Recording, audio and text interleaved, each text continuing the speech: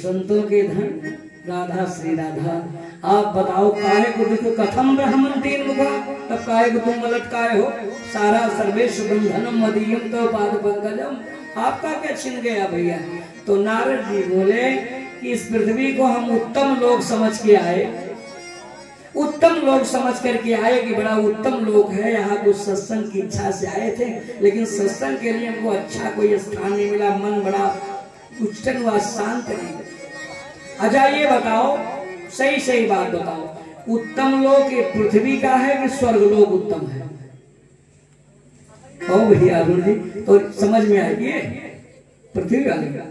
आपसे भाई हमारे मुख्य से तो पूछ ले, आपको बताओ। ये तो कह रही कि ये लोग अच्छा है, आप बताओ स्वर्ग लोग अच्छा है कि ये मृत लोग अच्छा है?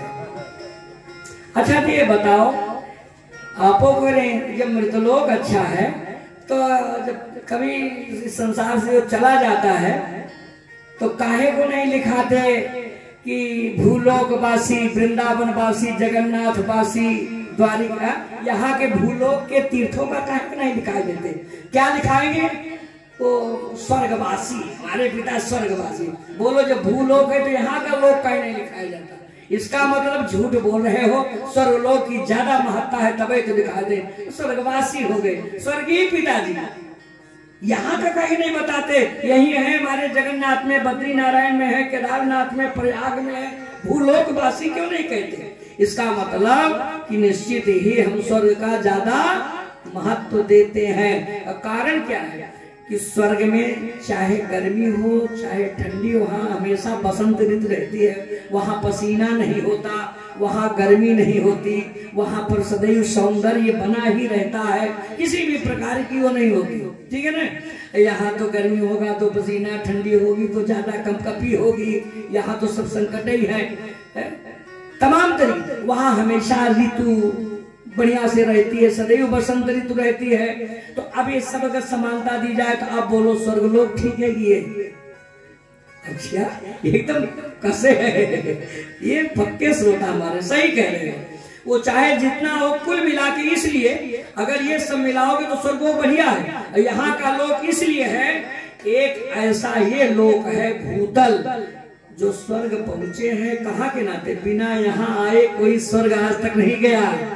84 लख जोनियां है, ये कर्म भूमि है, स्वर्ग की भूमि भोग भूमि है। वहाँ जो कमाए हो निकाल निकाल के खाओ, और कमा के आप नहीं धर सकते हो। अब भूलोक में खूब खाओ, मजा करो, कमाए कमाए के जमा करो। तो जिसकी पूंजी बराबर बैंक में जमा कर रहे हो और जो जमा करके केवल खा रहा है तो खाने वाले की कितने दिन चलेगी। और जो हमेशा जमा हो रहा है तो जमा यहाँ भूलोक में पूंजी धर्म की जमा होती है। ऐसी धर्मों से हम स्वर्ग के देवता बन जाते हैं और स्वर्ग में जमा की हुई पूंजी फिर वहां कर्म नहीं, मजा करो बस खाओ पियो। और जिस दिन पूंजी समाप्त हो जाएगी तो छीणे पूणे मृत्युलोकम विसंत, फिर ही ढकेल दिए जाओगे। आप सही कहा, हम भी मान लिया भैया आपकी बात यही ठीक है, क्योंकि यहाँ ढकेला भी नहीं जाएगा। जिस कुर्सी पे बैठे को भैया वो कुर्सी ठीक है, जब से कोई आया गरमाने भैया उठ जाओ आप उधर चलो, तो इससे तो पहले बैठे होते जिससे उठना न पड़ता, जहाँ से ढकेलना न पड़ता। भूलो कैसे है यहाँ का किया हुआ कर्म, इसके लिए देवता तरसते हैं। अगर ये बढ़िया न होता तो देवता लोग यही आए हैं, अहो अमीशाम किम कार शोधनम।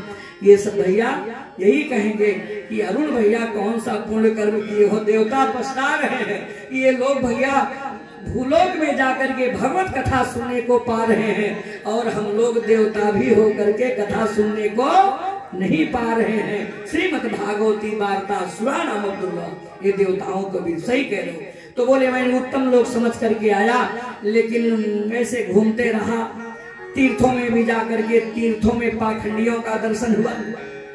वहां वेश बनाए साधु सन्यासी, पाखंड निर्ता संता, तो हमको अच्छा नहीं लगा, इनके पास क्या सत्संग होगा। तो ब्रह्मचारी जी के आश्रम में गया, वहां देखे कुछ इनके यहाँ सन्यासी की तो बात छोड़ो, सन्यासी लोग बड़े बड़े कई तल्ले के महल बनाए हैं, जो संन्यास कर दें वो उल्टे दिखाई दिया। तो ब्रह्मचारी जी के आश्रम पे गया तो वहां दर्जनों बच्चे खेल रहे थे। हमने कहा कि किसके बच्चे हैं, तो कहा ब्रह्मचारी जी के। बोले ये भी तो हमको बड़ा गड़बड़ लग रहा है, ब्रह्मचारी जी के यहाँ इतनी फौज तैयार हो गई हो। फिर मौनी बाबा के आश्रम पर पहुंचे, बड़ा हल्ला हो रहा था। बोले किसका आश्रम है, कहा मौनी बाबा का आश्रम है। मौनी बाबा के आश्रम में हल्ला, ब्रह्मचारी के आश्रम पे दर्जनों बच्चे, और जो सन्यासी बाबा है उनका विभव देखने को हमें कहीं अच्छा नहीं लगा। तो बोले हम गृहस्थ इससे बढ़िया है, चलो अरुण सिंह के यहाँ चले, वहां ठीक। लेकिन जब गृहस्थ आश्रम में आया तो यहाँ का भी माहौल क्या देखे कि माता पिता का सम्मान कब तक है, जब तक उनके पास है। रिटायर होके आए सब दे दिए, और जब बुढ़ाई आ गई तो फिर उनका सम्मान नहीं है। वार्ता कोप ने पृच्छति ये है, उनसे फिर कोई बातों करने को सलाह नहीं अगर करेंगे। पिताजी बैठे रहो, अब हमको करने दो, सब ले लिए, अब पिताजी से कोई बात नहीं। माताजी हे भैया सुन लो, अरे तुम तो दिन पे सुनाती रहती हो, अब बोलो। अब उनसे कोई बातों करने को नहीं तैयार है। जिन्होंने सारी जिंदगी अपनी तुम्हारे लिए दे दिया, सब कुछ दिया, आज परिवार के लोग उनसे बात करने को भी तैयार नहीं है। गृहस्थ आश्रम तो बड़ा गड़बड़ देखा हो। और पिताजी बोले तो बोले अब ज्यादा बोले ना तो इनके खटिया खलिहान में कह दो। अब तो खलिहान लगवे नहीं करते, वहीं चलिए रखा में, हाँ बाहर कर दो, नहीं खेत में मकाई उकाई बोए तो जाके हड़ावे, यहाँ घर में चिल्लाइबे करेंगे। जब चिल्लाना है तो वहीं हड़ावे, जाके चिड़िया हड़ावे, ऐसे बोलेंगे। और सोचेंगे ये भगवान ने भी चल बसते तबई। और हम सोच रहे हैं कि अभी नतनी के बियाह कैले तब चले, परिवार वाले चाह रहे हैं जाए, बाप से उब गए हैं, उनसे कोई बातों करने को नहीं। हम इतने माया मोह में है कि अभी नाती का विवाह कर ले। कहा गृहस्थ आश्रम का बड़ा गड़बड़ लगा। और एक ही बात देखा कि तरुणी प्रभुता गे है, श्यालको बुद्धिदायका, कीमत किसकी थी, हाँ घरवाली की कीमत ज्यादा है, माता पिता की कीमत नहीं। वो पत्नी कान में मंत्र दे दे तो पक्का। ये कब से मंत्र देने लगी जानते हैं?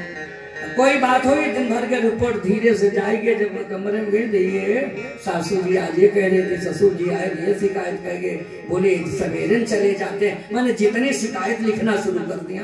अब पति देवता मंत्र पाए नहीं, भड़क गए। अभी न सोचे कि माँ की, बाप की, भाई सबकी बुराई, यही सबसे देवी जी ठीक है। और देवी जी की बात मान लिया। जरा विचार करो, ये भागवत की बात कर रहे, कोई कहानी नहीं कर रहे। नारद जी बोले कि वहां की यह है कि तरुणी प्रभुता गे है। और मंत्र की प्रथा कब से चली बताओ? बलदाऊ जी की लंबाई 7 हाथ थी। 7 हाथ और उनकी पत्नी 21 हाथ की थी। कितना? लंबाई 21 हाथ की। बलदाऊ जी 7 हाथ के थे। तो ब्रजवासी और द्वारकावासी जितने भी थे, भगवान श्री कृष्ण भी मजा ले। जब भगवान श्री कृष्ण कहीं घूमने जाए तो सुंदर गुलाब की माला ले आओ, 2 माला। कहा भैया एक काम करो, अच्छा एक माला बलदाऊ जी को दे और एक माला भाभी जी को दे। तो कहा भाभी जी भैया के गले में डालें और भैया भाभी के गले में। तो भाभी तो 14 हाथ की है, अब भैया 7 हाथ के हैं, तो भाभी जी तो भैया के गले में माला पहनाए दे। अब बलदाऊ जी उछले तो ताली बजाओ, हो भैया नहीं डाल पाए माला गले में। तो बलदाऊ जी को बड़ा गुस्सा लगा। ये हमारी सब हंसी करते हैं, हम उछल उछल के माला पहनाते हैं और ये लंबी है माला डाल देती हैं। तो उनका शस्त्र क्या था? हल उठाए, हल को आदेश दिया छोटी कर दो, लगाए कंधे में ऐसे जैसे नट बोल्ट पे कसे, धीरे धीरे धीरे धीरे धीरे धीरे ऐसे ले आए। तो और बोले और कितना नीचे ले जाए? बोले सब बोले थोड़ा सा और, तो बराबर हो गई। बोले और थोड़ा एक कान तक कर दो, तो थोड़ा और दाब दिया। तो बलदाऊ जी के कान तक उनकी लंबाई हो गई। और जिस दिन उनके कान तक हुई तब ऐसे अपने पति के कान में मंत्र देना शुरू कर दिया। ये प्रथा तब ऐसे चल गई। जब कान तक हो गई तो ये कान में मंत्र देने लगे। भैया सुनो, तो कान में ऐसा न मंत्र दिया करो कि जिससे परिवार बिखर जाए। देवी लोग आपको सुनो, ऐसा न मंत्र दिया करो कि परिवार आपके मंत्र से ऐसा भर दो कि वो पिताजी से न बोले क्या मसाला भर दिया। पिता तो अपने पुत्र का सदैव हितैषी होता है, लेकिन अब बेटा बापे से नहीं बात करता। वार्ता कोप ने पृछत गे है। मैंने देखा है बहुत गड़बड़ है। वहां से चल पड़ा और तरुणी प्रभुता चाल। अगर कोई सलाह लेंगे तो किससे? साले साहब से, माता पिता से नहीं। गाड़ी उठाएंगे ससुराल जाएंगे कि नया काम करने वाले हैं, साले साहब जो कह दे। अब बताओ, या तो पत्नी सलाह दे या पत्नी का भाई सलाह दे। घर वाला कोई है ये नहीं। लेकिन फिर भी दिक्कत यह बात का है, सम्मान पत्नी का भाई का। लेकिन फिर भी क्या होता है, दंपति नाम कनकनम। फिर भी पति पत्नी में झगड़े होते हुए दिखाई देता है। जबकि पत्नी के भाई का सम्मान आजकल और पत्नी का सम्मान, और फिर भी पति पत्नी में झगड़ा। बोले ये गृहस्थ आश्रम ठीक नहीं है। तो बोले हम गृहस्थों को देखा, सन्यासियों को देखा, सबको देखा। जब इतनी दूर आए हैं तो वृंदावन क्यों न बोले। वृंदावन में आया तो वहां हमें अच्छा लगा, बड़ी शांति मिली। वहां एक वो समय ज्यादा हो गया, इसलिए संक्षिप्त कर रहे हैं। ज्ञान वैराग भक्ति वाली की कथा वही। ज्ञान वैराग भक्ति को देखा, भक्ति रो रही, ज्ञान बूढ़े थे और गंगा नदियां सेवा कर रही थी। तो ये समझ नारद जी बोले समझ न पाए तो कुछ जाके पूछ लो काहे को रो रही हो। लेकिन दो पग पतला, लेकिन हिम्मत हमारी हार गई। हे भैया, देवियों के समूह में जाना खतरे से खाली नहीं। हम तो इनका दुख पूछने जाए तुरंत कह दें हे बाबा स्त्रियों के बीच में तू काहे आ गया, बेइज्जती कर सकती है ना। तो बोले देवियों के बीच में जाना खतरे से खाली नहीं। फिर मैं सावधान हो गया। स्वयं वो मेरे पास आई। भो साधु क्षणम तिष्ठ मत चिंता अपना से। हाथ जोड़ करके कहा मेरी चिंता। मैंने उससे परिचय पूछा, आप कौन हो, अपना बताई। मैं भक्ति हूँ, ये मेरे पुत्र ज्ञान वैराग्य हैं। और अपने मायके आदि की सब बात बताई और दुख का कारण फूट फूट के रोने लगी। तब नारद जी बोले हो चिंता नहीं करो। एक बात बोली, अगर न ठीक हो तो मैं स्थान वृंदावन छोड़ के विदेश चली जाऊं। इदम स्थानम परित्यज्य विदेशम गम्यते मया। नारद जी बोले चिंता नहीं करो, वो द्वारिकाधीश अभी कहीं नहीं गए हैं। जो द्रौपदी जी के लाज बचाई, श्री कृष्ण चरणाम भोजम अस्मर दुखम गमिष्यति।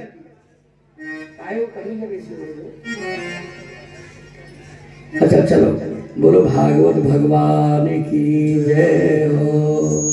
श्री कृष्ण चरणाम भोजम अस्मर, भगवान का स्मरण करो और उनके स्मरण से सारे दुख अपने आप दूर हो जाएंगे। ब्रज के नंद लाला। राधा जो के सावरिया सब दुख दूर हुए, जब तेरा नाम लिया। सब दुख दूर हुए, जब तेरा नाम लिया। ब्रज के नंद लाला, राधा जी के सावरिया सब दुख दूर हुए, जब तेरा नाम लिया। सब दुख दूर हुए, जब तेरा नाम लिया। जब तेरे गोकुल में आई विपदा भाई, जब तेरे गोकुल में आई विपदा भाई, एक सारे पर सारी विपदा टाली।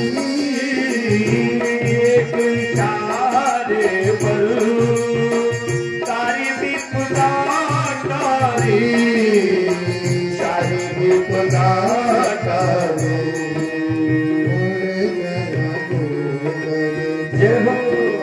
जिससे तुमने उठा लिया, सब दुख दूर हुए, जब तेरा नाम लिया। सब दुख दूर हुए, जब तेरा नाम लिया।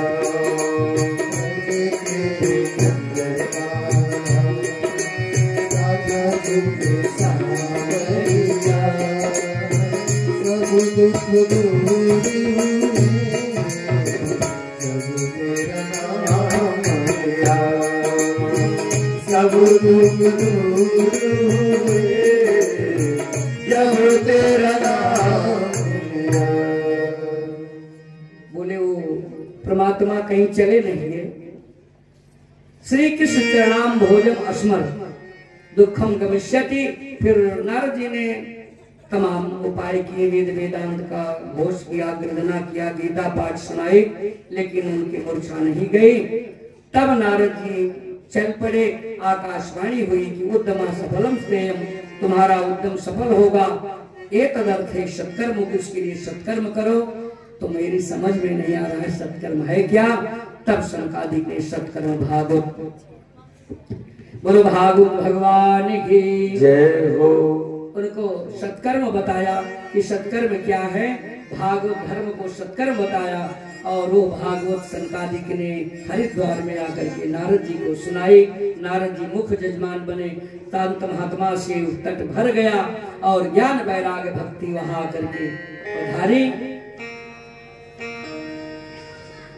और भक्ति सुतो तो करुणो गीता प्रेम रूपा सहसा विरासी श्री कृष्ण गोविंद हरे मुरारी नाथेति नामान मुहुर्बदंती।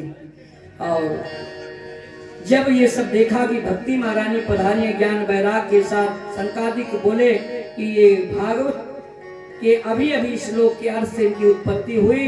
और दिव्य भक्ति का जब आनंद में चला और यही सुना रहे थे कि श्रीमद् भागवत की कथा का सदा सेव्या श्रीमद् भागवती कथा यस्याः श्रवण मात्रेण हरिचित्तम समासे, जीवन भर से सुनना चाहिए।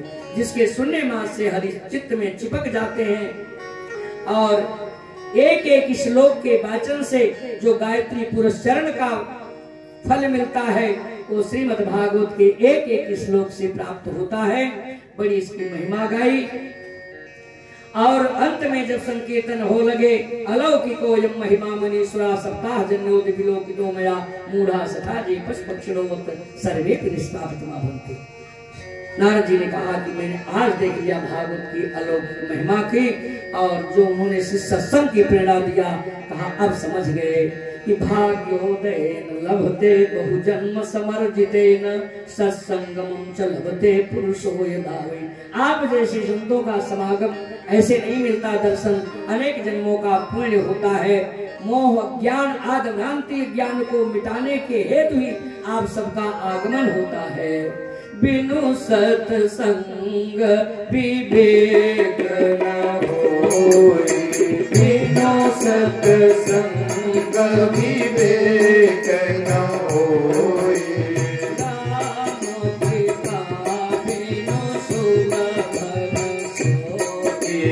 राम कृपा बिनु सुलभ न सोय, राम कृपा बिनु सुलभ न सोय, राम कृपा बिनु सुलभ न सोय, राम कृपा बिनु सुलभ न सोय, बड़े भाग्य पाइय सत्संगा बड़े भाग पाइय सत्संगा, नहीं प्रयास होई भवभंगा, नहीं प्रयास हो भवभंगा।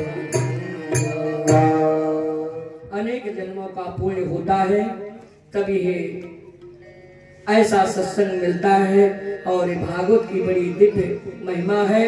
तब नारद जी ने कहा कि जो ये भी आप कथा सुनाए, ज्ञान वैराग भक्ति का कल्याण हुआ, क्या पुण्यात्मा का ही कि कोई पापी भी इस भागवत को सुन के तरे है? इसके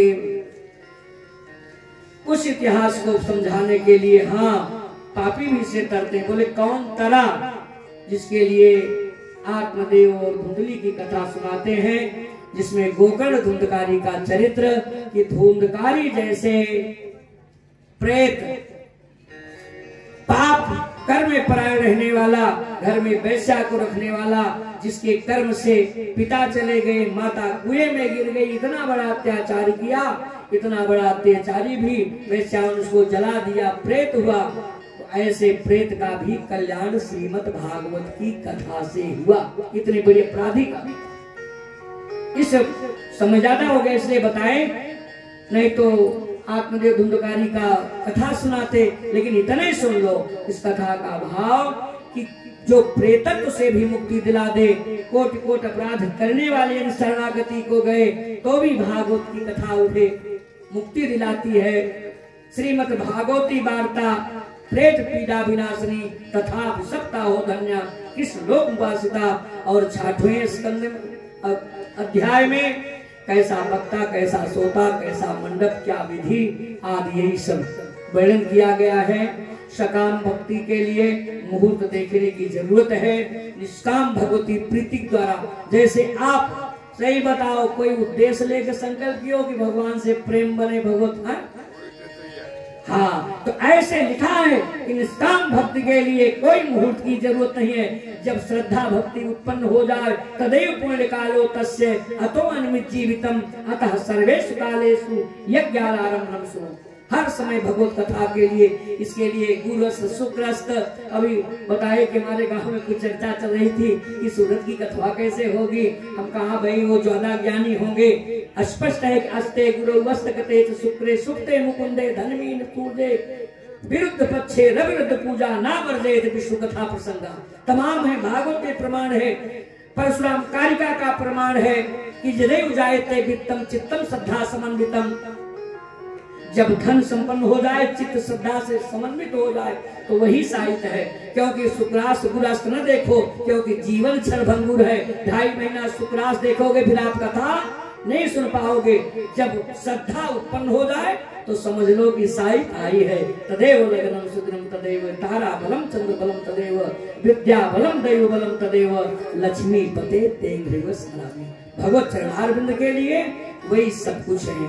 और ये महात्म विधि सारी बातें बताई। और ये धुंधकारी के पास जो 7 गांठ का टुकड़ा गाड़ा जाता है ये प्रतीक मात्र है। और 7 गांठ क्या है? वासना की 7 गांठें, काम क्रोध लोभ मोह मद मत्सर। ये भगवत कथा सुनने के बाद, जैसे भागवत में लिखा है कि रोज एक गांठ फाट जाती थी। दिनांते रक्षिता गाथा प्रथम ग्रंथि से भेदन। सूर्यास्त हो और पहले दिन कथा विराम हो तो एक गांठ फट जाती थी। यही बास की गांठ नहीं, वासना की, जो धीरे धीरे एक ही दिन में कपड़ा ज्यादा गंदा है तो रगड़ दाओ तो कोई फायदा नहीं, धीरे धीरे सफाई होगी। इसलिए प्रथम दिन प्रथम ग्रंथि, द्वितीय दिन द्वितीय, तृतीय दिन तीसरे करके एवं सप्त दिवसे सप्त ग्रंथि से भेदनम काम क्रोध लोभ मोह मद मत्सर अविद्या, ये 7 अविद्या की ग्रंथियां हैं। विद्यन्ते हृदय ग्रंथि छिद्यन्ते सर्व संशया, यही 6 अध्याय का जो महात्म है। समय के अंतर्गत आज विलंब हो गया। कल की कथा ठीक 3:30 बजे प्रारंभ हो जाएगी। 3 बजे ये आएंगे। आप सब भैया यहाँ बड़ी छाया रहती है, रास्ते में भले हो लेकिन यहाँ 3 बजे पूरी छाया हो जाती है। आप सब समय से पधारे और समय पर, चूंकि विलंब भी ज्यादा न हो और समय से मैंने 7 के पहले आरती आज सब हो जाए, प्रसाद वितरण हो जाए, यही से किया जाए। बोलो भागवत भगवान की जय हो। राधे कृष्णा गोविंदा गोपाल राधे माधवा, राधे कृष्णा गोविंदा गोपाल राधे माधवा, राधे कृष्णा गोविंदा गोपाल राधे माधवा, राधे कृष्णा गोविंदा गोपाल राधे माधवा, राधे माधवा गोविंद राधे केशवा गोपाल राधे माधवा गोविंद राधे केशवा, राधे कृष्णा गोविंदा गोपाल राधे माधवा, राधे कृष्णा गोविंदा गोपाल राधे माधवा, राधे कृष्णा गोविंदा गोपाल राधे माधवा, राधे कृष्णा गोविंदा गोपाल राधे माधवा। भागवत भगवान की जय हो। आप सब खड़े हो जाओ, भागवत भगवान की आरती। घर के परिवार के जो भी सदस्य हैं आरती बारी बारी से सभी लोग करते रहेंगे। जो भी जिनकी भी इच्छा है आरती करने की, तो घर के हैं परिवार के हैं, और एक लोग आरती मंडप में भी लेकर के चले जाएंगे, वहाँ भी आरती करिए। करके तत्काल जो घर में भी बैठे हैं वो भी आरती में आ जाए कम से कम।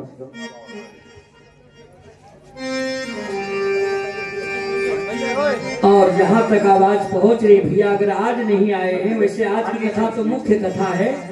कल की कथा में सब लोग भारी संख्या में यहाँ विराजमान हो। समस्त ग्रामवासी क्षेत्रवासी पधारे, भगवान सबके हैं, वृंदावन धाम है। ठाकुर जी के नाते सब लोग आप यहाँ पर पधारे और भगवत कथा का आनंद लें।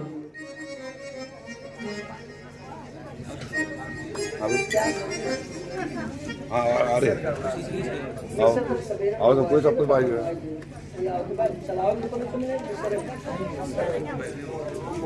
कबड्डी पहले वहाँ चले यही